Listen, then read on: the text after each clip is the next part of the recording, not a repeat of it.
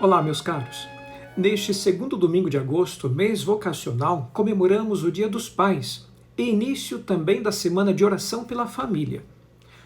A primeira leitura deste domingo nos mostra o profeta Elias, que, cansado das lutas e perseguições que enfrentava, sobe ao Monte Horebe para buscar um pouco de conforto em Deus.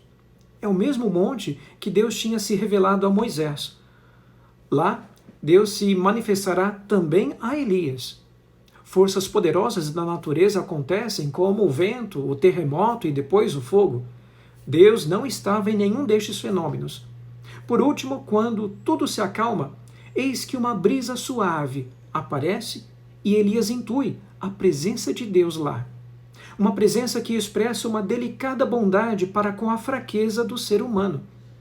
A leitura termina sem dizer do diálogo que Elias tivera com Deus, mas é o suficiente para demonstrar como Deus intervém em nosso auxílio. Quando oprimidos pelas dificuldades da vida, buscamos refúgio nele. O Evangelho nos apresenta um episódio semelhante. Veja o que acontece. Depois da multiplicação dos pães, Jesus pede aos discípulos que atravessem para o outro lado do mar, enquanto ele vai sozinho ao monte para rezar. Em diversas situações, a Sagrada Escritura nos mostra o monte ou a montanha como um lugar da revelação ou da presença de Deus. Este lugar é mais do que um lugar geográfico, físico. Ele é um lugar que chamamos de teológico ou espiritual, que pode ser aquele cantinho de sua casa, onde você tem a sua Bíblia, o seu santo de devoção, um crucifixo e uma vela onde você acende para fazer as suas orações. É o lugar do seu encontro com Deus. Use mais deste lugar. Por diversas vezes, a Bíblia nos mostra Jesus subindo o monte ou a montanha para rezar a sós. Isso nos mostra o quanto é importante a atitude de oração a sós, com Deus.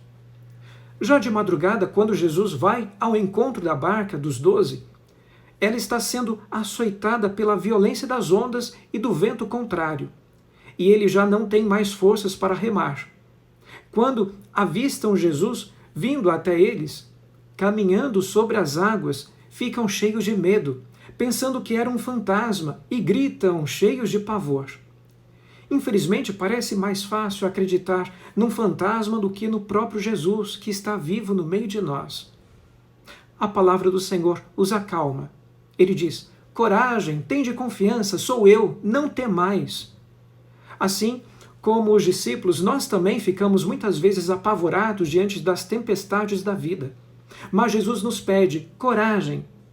Pedro, que é o que demonstra mais coragem, pede a Jesus que ordene que ele vá ao seu encontro, caminhando também sobre as águas. Ele acredita, ele tem fé e coragem, mas não o suficiente.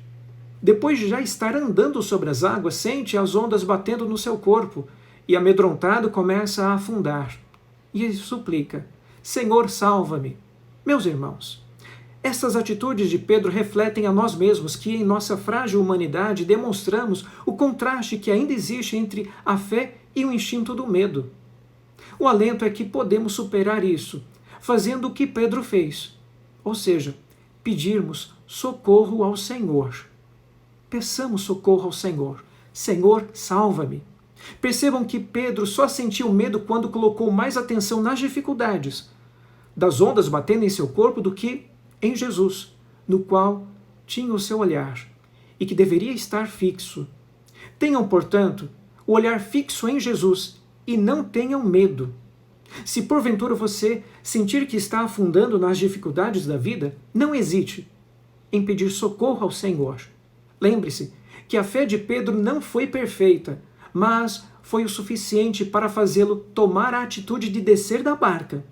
Se tivermos esta coragem, o Senhor sempre nos estenderá a mão para nos sustentar e não deixará que nada de mal nos aconteça. Coragem, portanto, e que pela intercessão de São Pancrácio abençoe-vos o Deus Todo-Poderoso, Pai, Filho e Espírito Santo. Amém. Feliz Dia dos Pais e fiquem em paz.